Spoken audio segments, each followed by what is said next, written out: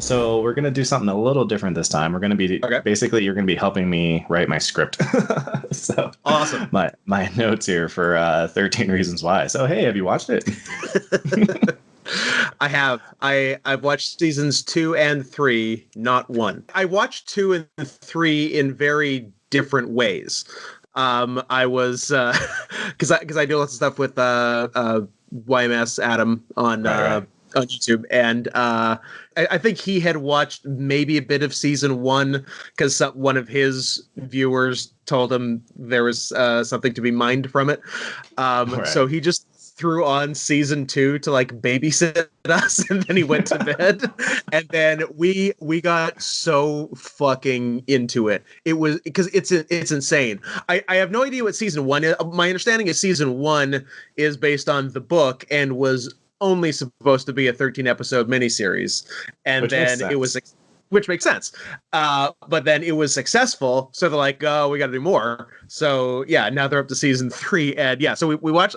Me and Gael watched season 2, and in probably 2 sittings, we just blazed through it, right? Because it's so funny. Then we decided to do commentary for all of season 3, which again was me, Gael, and Adam. So Adam, right? Because we put up the raw commentary in full. If you wanted to sync it up with all 13 hours and go for it, then by all means. And then we put out the edited version, which is 6 or 7 chunks of 15 minutes, which is a little more digestible. Well, it's kind of hard because someone to do that had to go through and try to find highlights in the episodes in a show that's not rife with highlights. Yeah, and Adam has great editors. For the viewers who maybe haven't caught up with the show, we'll kind of do a brief run through of what the seasons are about. 13 Reasons Why was I don't know how famous it was because I didn't know anything about it till the show came out. No, I never heard of the book. I didn't hear of season 1.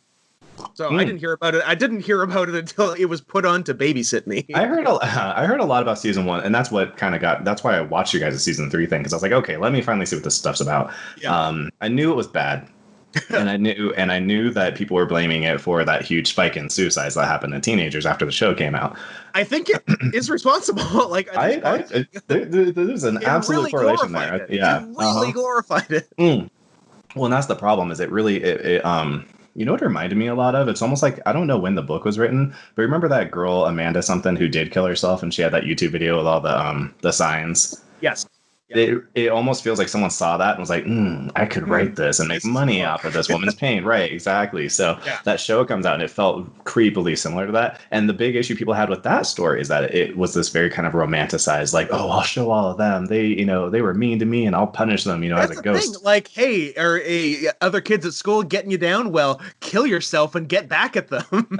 Your parents don't listen to you. Well, man, they're going to miss you so much when you're gone. Yeah, exactly. So it's very, so the first season, that's basically what it's about. This girl ends up killing herself, and she leaves these tapes behind to let everyone know the. Sorry, you want to say that again? What did she leave behind in the 2010s? I know. In the 2010s, what did she leave behind? Where did she even find them? Audio tapes? Where did she even find them? Such a hipster, yeah. She records on the vinyl. Yeah. She vinyl presses these records for people to listen to. About that's so funny. I know. They should have been video messages on her fucking phone. Yeah. And the show, so the first season, the gist is that's what she leaves behind, these tapes, and our main character ends up being this guy Clay. So he's the one trying to confront everyone or whatever. And then season 2 ends up being kind of the culmination, which that is, if I'm going to give the show any kind of praise, the only thing that's mildly clever is that season 2 and season 1 do feel actually connected. Season 2 is kind of, okay, like we set up everything that happened. Now season 2 is about, here's the aftermath of that. And we have this court hearing over like who needs to be punished for what happened at what time. Season 2 is, if we have to, like, we've used all the source material, but if we have to do more, this is the logical place to go with the more. And then season 3, oh boy. Well, so here's the deal. Well, the thing about season 1 and season 2 is that they set up this very, very stark, obvious villain, and his name's Bryce Walker, and he's the worst. My favorite character in the world. My favorite character in the history of television. He's one of the best. I mean, like, honestly, I want to give that actor a hug. It doesn't hurt that he also kind of looks like me. Well, you know what's kind of funny is how kind of weird looking he is. He's not a, you would expect a character like him to be played by someone who looks like Freddie Prinze Jr. or something like that. But him and his buddy who ends up being gay in season 3, they are both odd looking guys. They're supposed to be these, like, They're not like the most prototypical jocks in the world, which they're supposed to be. Because the darker dude looks like he's on meth all the time. He's got like these really dark eyes. Yeah, he's got those Pete Davidson butthole eyes. Yes, he's got Pete Davidson butthole eyes. That's what I've been saying for years.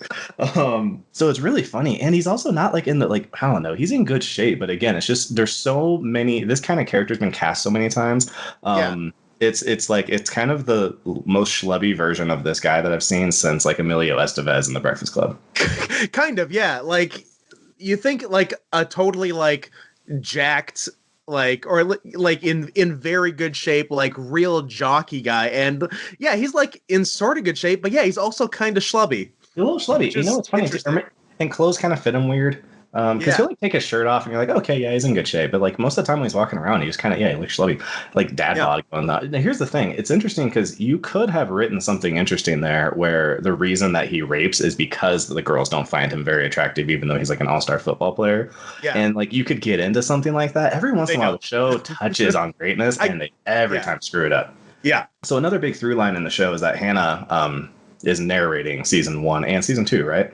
Yes. Well, right. She's a ghost in season 2. I don't know if she is in season 1. I'm guessing not. Is she actually a ghost? I thought she was just a... No, she's in Clay's head. But... Okay, I was making sure. No, because it wouldn't put it past the... Oh, no, it's not out of the realm of possibility at all. But like Clay sees her and talks to her in his head. And they play that down a lot in 3. It only happens a little bit in 3. Well, because we get a new out-of-the-blue narrator. So I have 3 major bullet points here that I wanted to make sure that we brought up before we get on. So we're pretty much caught up in 1 and 2. So season 3, that narrator is one of the main things I want to talk about because, good God, that narrator is... Oh, my God. So what happens is season 3, the whole thing was that they basically, like you said, they ran out of source material in season 1. So season 2 had to try to be closing it up. But then what happens is when we get to season 3, we are so far removed from the Hannah thing anymore. Oh, yeah. It's just not that show anymore. It's a totally different show. It's almost like it could have been a spinoff, right? So in this one, the whole shtick is who killed Bryce Walker? He dies, which like they open with that. That's in all the promotional material. You know Bryce Walker's going to die. Yeah. And so what happens is, I guess we'll get into this first point I want to bring up, is one of the things is the structure of the show is so fucking bad. What happens is the idea of the whole season is who killed Bryce Walker. But the structure is episode 2, because episode 1 is just he dies. And we reintroduce everybody. We kind of pick up where we left off in season 2. Which there's some stuff that happened at the end of season 2 that is insane when we move into the next season. But oh my God, more into how dangerous the fucking show is. But then what happens is when we get into season episode 2, it's like, okay, this episode's about, I don't know, the Mexican guy or whoever. I think it's actually about the abortion girl potentially with the Asian guy. Yeah, that was an early episode. The Asian guy from 13 Reasons Why. I know him. Yeah, so he's in the show. And it's like, well, did he do it? Oh, no, he didn't. Okay, moving on. Next episode. Did it? Well, we know he didn't fucking do it because there's 12 more episodes. Yeah. If anyone is brought up before episode 13, they didn't do it. That's the problem. So you know that you're watching a completely useless episode every episode because you're like, it's the whole thing is going to be, is it so-and-so? It's obviously not so-and-so because it's only episode 6. So moving on. So we just have all of these like almost short films that are completely worthless to watch. And then finally, which is why when we were doing the commentary around episode 7, maybe 8, we completely gave up on it. Oh, yeah. And luckily, Gael introduced a game that we played instead of watching the show while the show was going on, where he'd say a word or a phrase that was either from Lord of the Rings or was Arabic. That was pretty great. And we had to guess. I was only batting like a 50% on that. Which was very fun, but if you read the 10 billion comments on that video, we fucked up huge in not naming it Middle Earth or Middle East, because that's the best name. And how could the one of the three of us not have thought of that? We're all very disappointed in ourselves. It must have been the show. The show it was the show. To your brains. Yeah. Well, it's tough because it was really funny because for me, I remember my roommate came. He's like, "Oh, you watching this?" And I was like, "Well, I'm watching this commentary that these guys are doing over it, but they gave up like 2 episodes ago, so I'm just alone watching this show." I had you guys like turned down while I was like, what? I could like hear what you were saying mostly, but I was like paying attention. But that was even funnier because then it was starting to really piss me off because Adam was like way off on what was happening because he had the time jumps backwards. Yeah, he had the present and flashbacks completely backwards. And he had it backwards for a long time. But they're presented. Yes. To Adam's credit, if he had been paying attention, he would have known. But to his credit, they're presented in the opposite way you'd expect. He's absolutely right. And the thing about it is like bright, vivid colors. Yep. And it's full screen. It's full screen, and the present is it's like caption and it's desaturated. And, it kind of looks weird. like a turns into like a Fincher movie. Exactly. And I totally agree. The thing is that I assume the reason they did it is because you spent 80% of your time in the past. And so they were like, well, crap. Yeah, there's definitely more past than present for sure. Mm-hmm. So if we're going to flip it, then we're going to spend most of our time with that crappy, ugly looking thing. Exactly. And so it was like a design choice that ended up making it not intuitive what was happening unless you're paying really hard attention, which again, it was hard to pay really hard attention to such an unbelievably insipid show.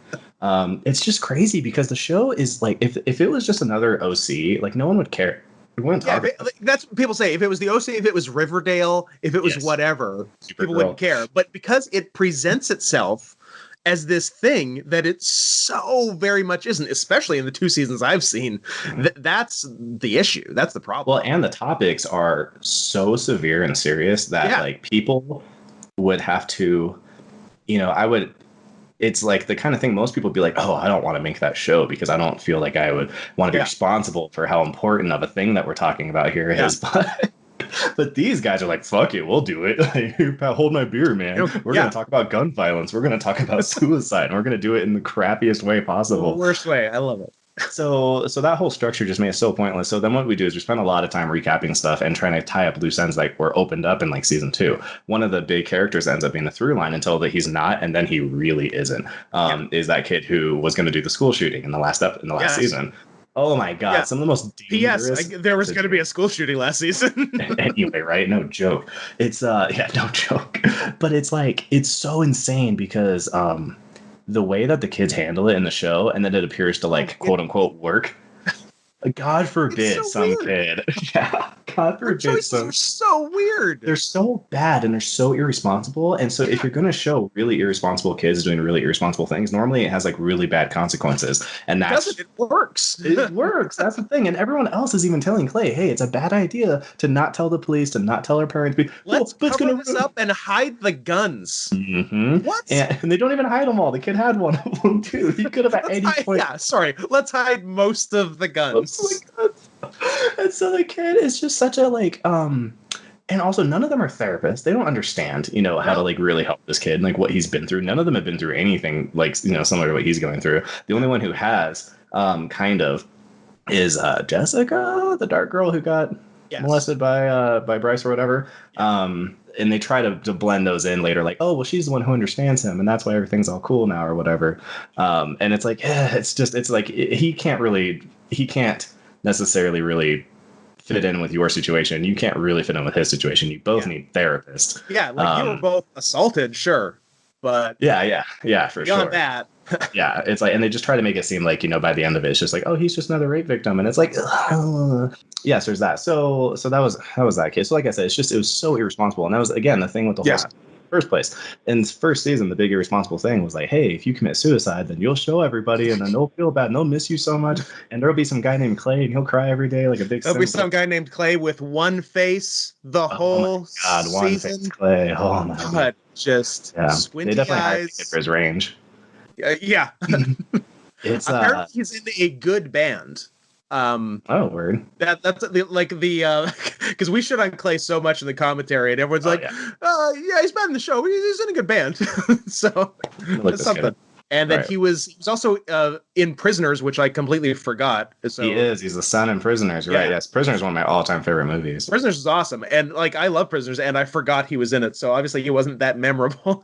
But, well, and he was Clay. It's Clay. Like, he's Clay in that movie, yeah. He's the same, like, I don't know. Oh, my sister's missing. Oh, man. So the second big point is that they tried so hard to rewrite Bryce after making such a monster. Crazy what they did with Bryce. That was, I think if they hadn't done that, we might have quit on doing 13 hours of commentary on this fucking show. But the fact that they decided to completely like redeem and humanize the guy who was a monster in the first two seasons. Cartoonishly so. A cartoonish, unrepentant rapist. Yeah. They're like, Bryce ain't so bad. Oh, man. Well, and so it's so much that they have to try to do in that one season, when if they had spread it out, and that obviously shows that they had no idea what these next seasons were going to be when they did the previous ones. So they had to do so much character building on a character who was completely wooden and two-dimensional the whole time. So you finally get to this third one, and we spend so much time with Bryce that he feels like damn near the main character. Pretty much. Yeah, he's really close to Clay for like screen time. And we spend a lot of time with him that has nothing to do with Clay. It's not like it's some kind of memory that Clay has. We get Bryce family time. We get all kinds of stuff. We get Bryce with, again, his buddy, who is also awful, but it's like, oh, no, but you see his dad's mean to him. So, like, hey, everyone's got problems. So it's okay if he has a guy suck his dick and then punches him in the face. What was that? I know. And then that freaking guy had instant Stockholm syndrome. Yes. That was like so crazy. And that ends like the season cliffhanger, which ends up being like, oh, I'm going to tell everyone that, that guy didn't kill anybody because he was having butt sex with me that night, so it's all right. It's just so crazy. He's so ride or die after his dude knocks him the hell out, and is still like not very nice to him the rest of the time. No, he's a dick to him the whole time. That was another thing. Adam brought it up when you guys were watching. He said how like that dude approaches him and is like, hey man, like, hey, I'm not going to beat you up this time. Can we hang out? And he's like, okay. It's like, that's like telling girls like, hey, if a guy abuses you but later, as long as he comes back later and says, I'm not going to hit you this time, then it's cool. You can hang out with them. People have their little one-offs. It's so insane. Also, like, what he's going through with his dad is also like, it sucks, but it's not like a particularly unique, awful event. It's like lots of gay people have had that, and they don't all go around beating the shit out of people for no reason. Some are able not to. Yeah, certainly. So it's like, I mean, I don't know. It's tough because it's like, it's talking about these things. The problem is a lot of times in concept, the show's not completely off. It's the execution that's so bad. That's the thing. Like, it takes some legitimate issues and could do something reasonable with them, but it just it takes them all to 11 and cartoons them all up, and it's all first drafts. It's like what they came up with on the weekend, and then they were like, hey, so we got to go back and redo these. Like, oh, it's good enough. Yeah, like, it's like nobody gave notes and said, hey, let's tone a lot of this down. Oh yeah, like, no, let's just keep it all at the absolute maximum. Well, there's lots of scenes where they spend time trying to make you feel bad for Bryce. Like, Bryce gets bullied at his new school. But why is Bryce getting bullied at his new school? Oh, yeah, because he's a rapist. That's why. Like, he goes to that school and he's talking to the guy and he's like, oh, yeah, would you rape my girlfriend? Oh, get out of here, you scrub. And then he goes home and he's like, oh, I'm sad because I had a bad day at school. You had a bad day at school because you're a known rapist. And again, up to this point, you've been a very unrepentant rapist. Like, you've been very, like... super off. Yeah, like we can talk about, you could make a really interesting, well thought out, emotional, questioning journey of a movie or a show where we start with a person who's done something that most people would consider unforgivable, and then work in basically, not, I want to say redemption, but work out this thing where you start to go like, okay, people are complicated, people make mistakes, and this person has evolved. Like that. And those are interesting things. Yeah, because what a lot of people say is like, the thing about rapists and murderers is they're not these, for the most part, over the top, unbelievable people. A lot of them are just people who did a terrible, terrible thing. Yeah. And some are repentant, some aren't. But you'd be surprised how much like people they are, and not crazy monsters. Well, because they are people, and that's interesting. I like Jake Gyllenhaal was talking about Lou Bloom from Nightcrawler, And he said, someone in one of the interviews asked him, they're like, "Oh, would you say Lou is a sociopath?" And he's like, "I don't like to throw those words around because it makes them other. It makes it like, oh, he's one of those guys. He's a sociopath. I'm not." And so like he's an alien basically, right? And so it's like he's like, Lou Bloom is us, like he's you and me, and it's like it's kind of like how Tolkien talked about orcs. He was like, orcs are just the worst parts of man. You know, and so that's the thing is that it's like you have to keep these things in mind, lest you fall into the same kinds of traps because you haven't had any defenses up. I mean, this is very like union theory kind of stuff. You know, it's like don't you have to look into the abyss because you have to be able to tap into those things and understand that part of yourself. And like Nazis aren't aliens; they're humans just like us. You know, and the guy who wrote the book Ordinary Men was talking about how ordinary men became Nazis and started shooting people in the heads. These guys weren't like born evil or anything like that. That's the thing, but it can happen, and they are people doing it. It's not it's not an alien race or something that's doing it. It's just demons from hell or something like that. It's just people. So then you get 13 Reasons Why. Yes. And they write demons from hell in season 1 and 2. And then in season 3, it's just so too late. It's like you've already made this character so cardboard. Trying to give him depth now, it feels so like he just feels like a totally different guy. He's just a completely different guy. Oh yeah, they should have recast him. Honestly, just used a different actor. Just like, this is new Bryce, or just make it not Bryce. Make it like it's about some other guy, who is similar kind of situation, but he wasn't set up so evil, so obviously evil. Because then the thing that's kind of frustrating. With a goatee. Right. Yes, he has an eye patch and a goatee in the darkest timeline. Yeah. Well, he's tough because then they also kind of gave up on it too. Like at the very, very end, especially like when he's he got effed up by that Asian guy from 13 Reasons Why. Yeah. Well, he knows body, so that dude messed him up like in a way that is like you're not a lot better than most of the people on this show, dude. You're like breaking people's legs and leaving them to like freeze to death overnight or whatever. Like you got some shit to think about, bro. Oh, yeah. So there's that. And then, but what happens is like when Jessica goes and confronts him and the other dude, her boyfriend who's gay, they're like, he's like, I'm trying to be better, but the world won't let me, blah, blah, blah. And he goes right back to being douchey, Bryce. So it's like, make up your mind. Douchey at the end. And even in the middle of the redemption season 3, like he breaks into his dad's house because he doesn't like his dad. It turns out to be, I guess, the house next door to his dad's because he's stupid. Yeah. And so there's like just a different family there. And this like young kid wanders down the stairs, sees Bryce sees the kid, and then makes a throat-cutting motion. Yeah, he's like, I'll kill you.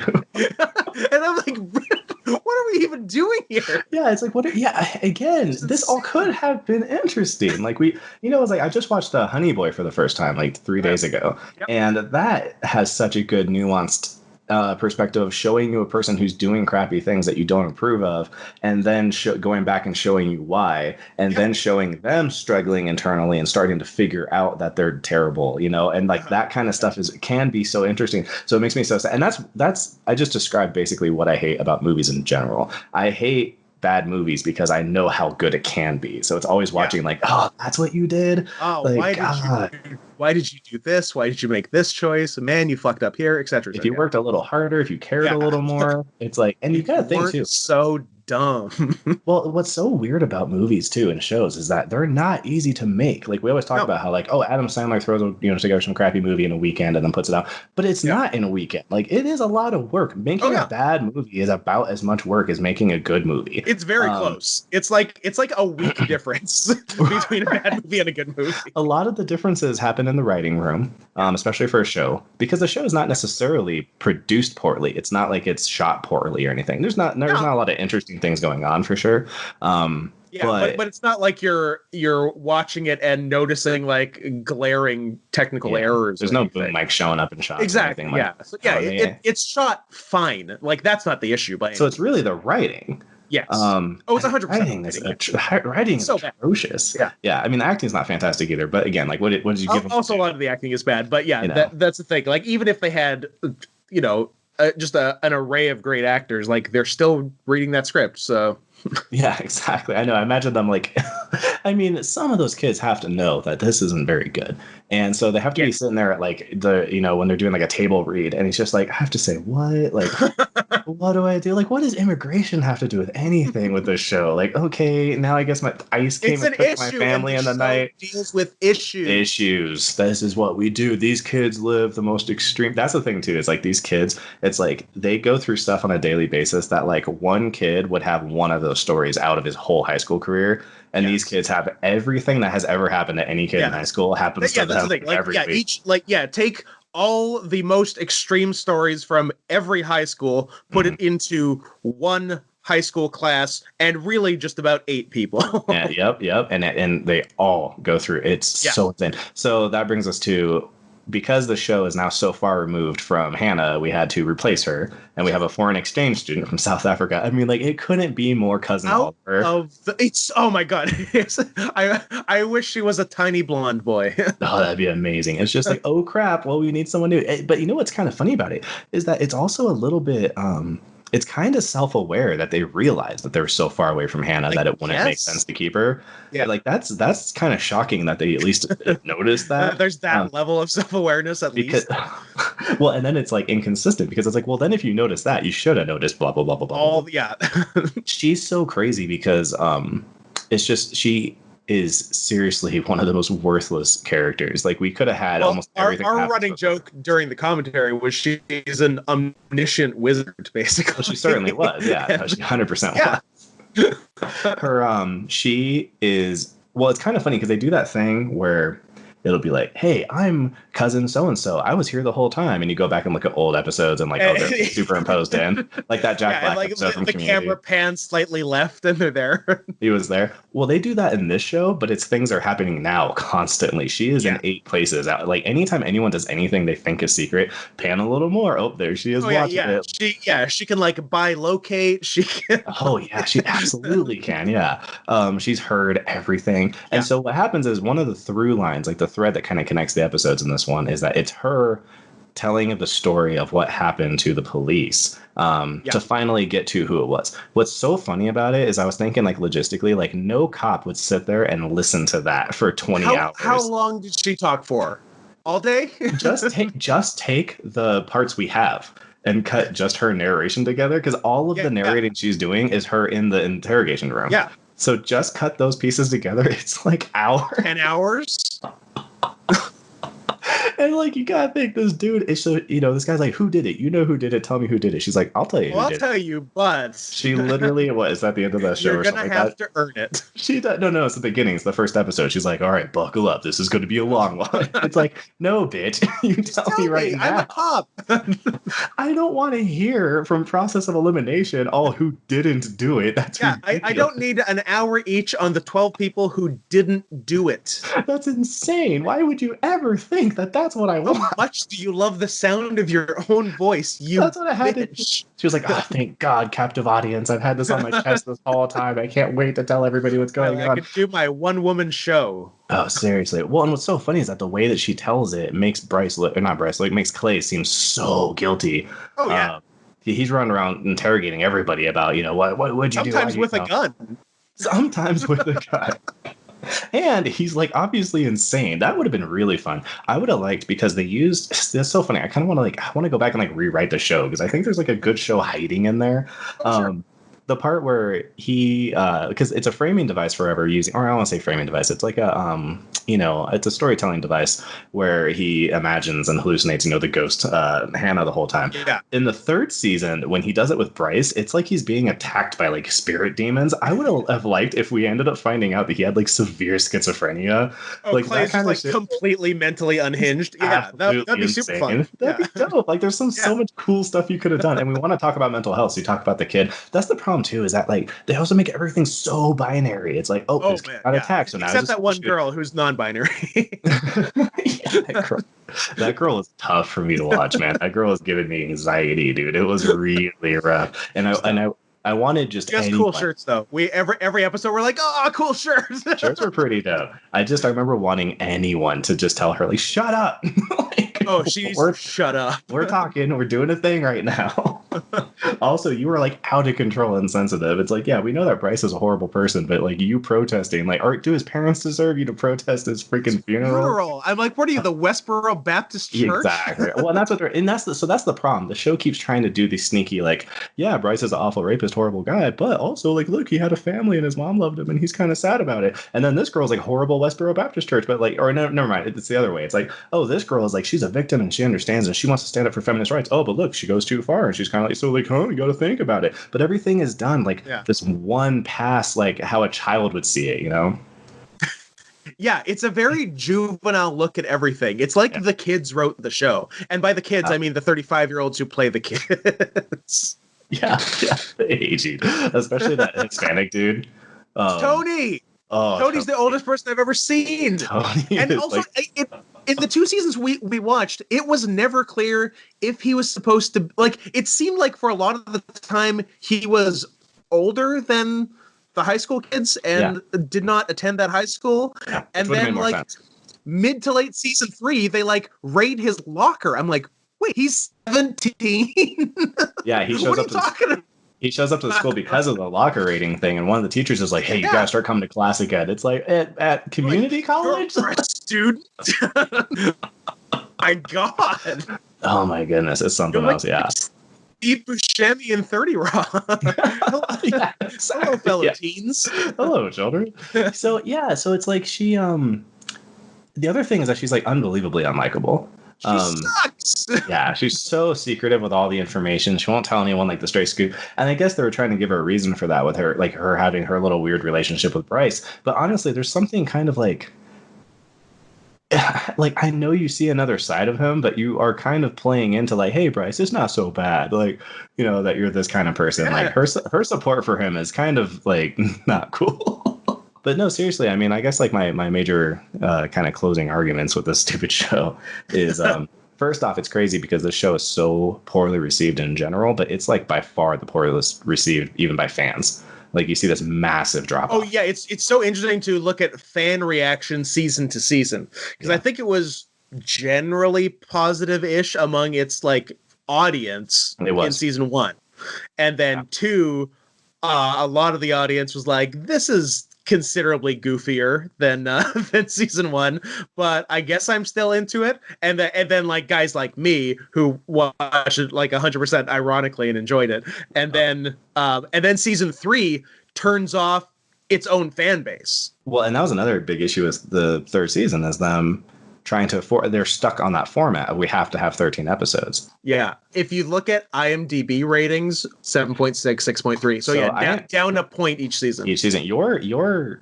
numbers paint a nicer story than Rotten Tomatoes. What I'm seeing here on Wikipedia is it's telling me season 1 has a 78%, and then season 2 has a 25. And then 3 has a 12. Sick. Like those are actually, even though I haven't seen season 1, those seem like the exact right numbers. Don't they seem a lot more accurate? Well, it's funny because I think with season 1, having the book to go off of, this reminds me a lot of like Game of Thrones. You know, like there was a marked difference when they started having to write themselves. And so again, with this content that is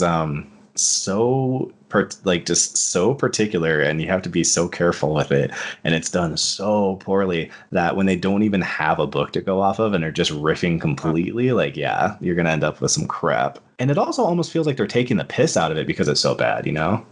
It seems like they are, but I don't think they are. I think they're still pretty earnest. No, I don't think so.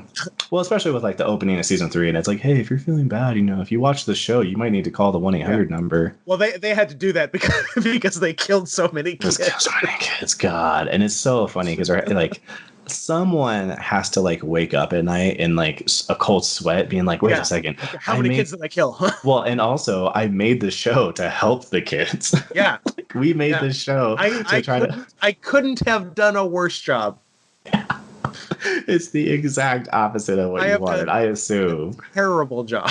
Oh my God, it's so crazy. So I mean, it's interesting because I've always been a very I don't know, I've always been a like make whatever kind of guy. And this show is the thing that got me going. Like, man, when you see hard numbers like that, it's like, man, maybe you should be a little bit more responsible about some of the stuff. Maybe a little. Because I was that guy during like the Eminem years back in the day where I was like, oh, whatever, man. It's like, dude, it's just art, dude, whatever. Like, no one's going around and shooting anyone because of Marilyn Manson. And I still believe, that those kids weren't like, we were perfectly normal kids. And then we did a Marilyn Manson. And oh my God, I went and killed everybody.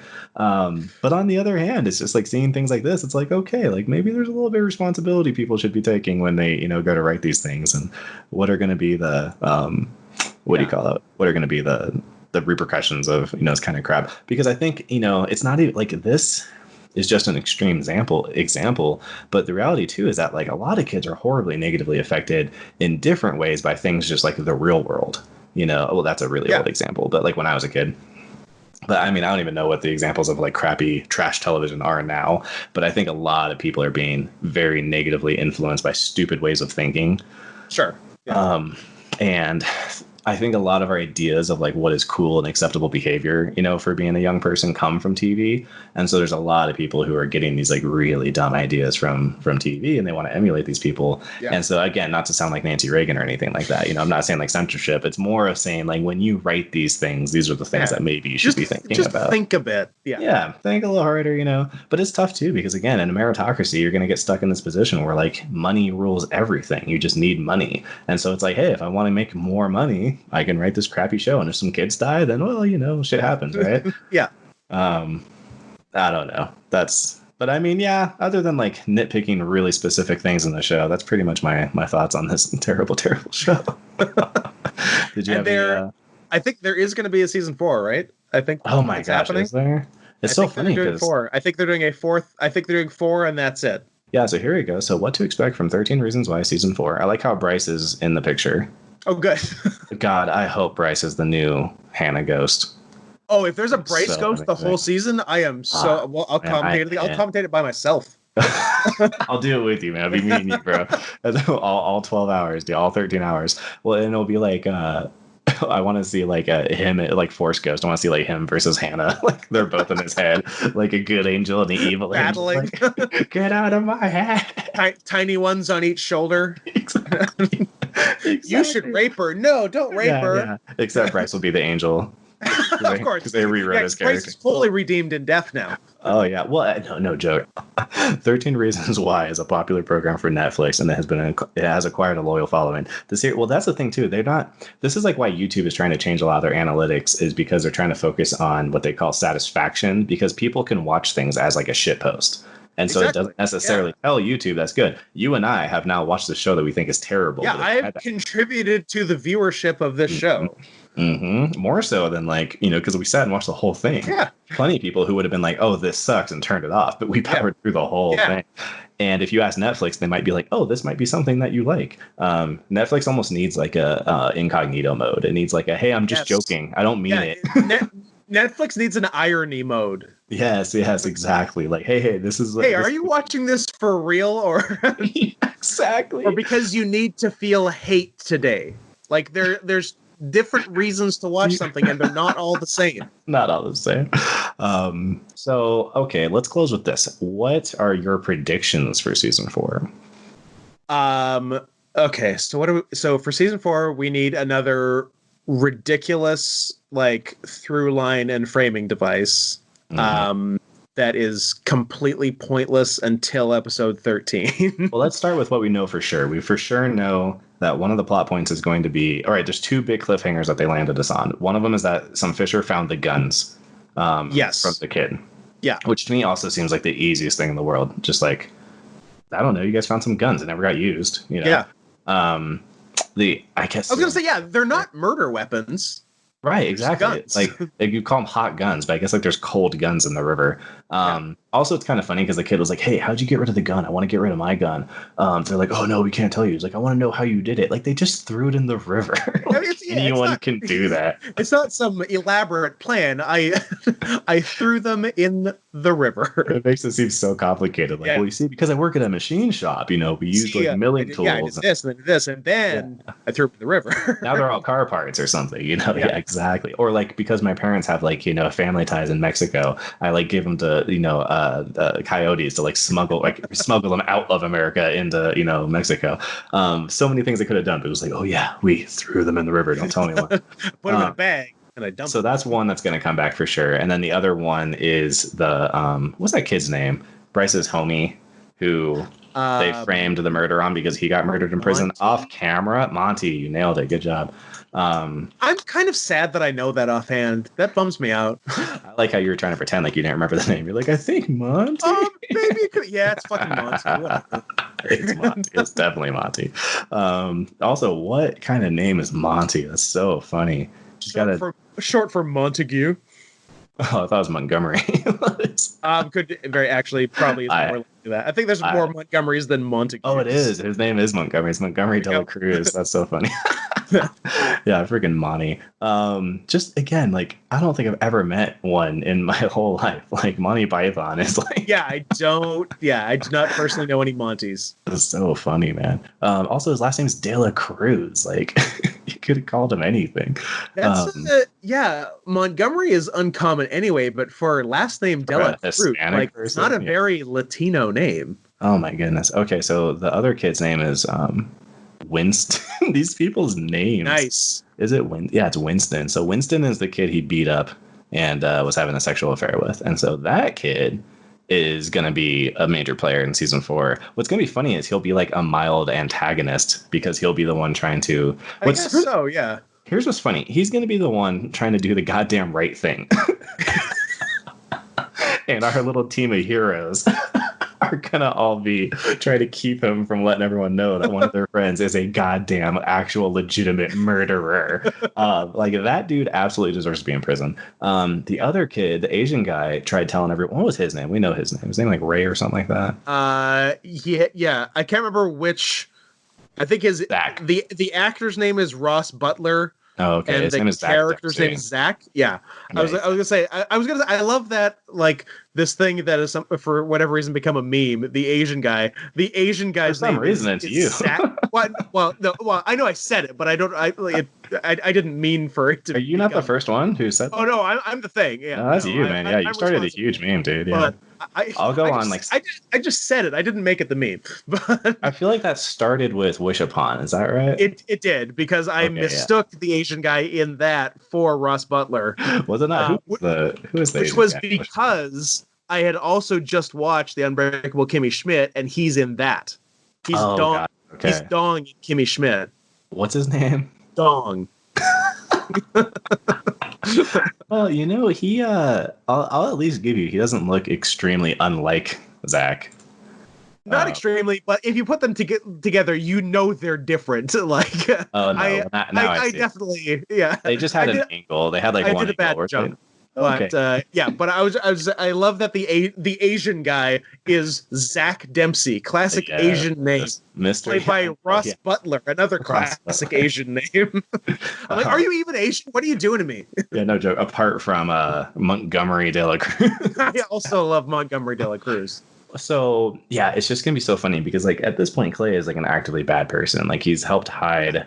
What he keeps doing is he keeps keeping people who deserve justice from justice. He's preventing justice. He's also preventing people from like getting help. Well, right, that too, exactly. Especially because the kid didn't end up actually shooting anyone. We at least could have explored, like he could have explored some options for him to go get help. Plus, they're like, oh, he's going to ruin his life. Like his life is pretty crappy right now, anyway. And you guys brought up a great point that after people's thing gets resolved, they kind of turn into like NPCs in video games. Like once they were done with his whole arc, he just hangs out in the photo room all the time. 100%. He never goes to class. Yeah. Okay. So sorry, I interrupted you, but I wanted to like, those are like probably the two big things that we'll have to get. Like that will kickstart the story. So like you said, what do you think the framing device then is going to be? Because we still have the black girl. What could we do? Well, I would.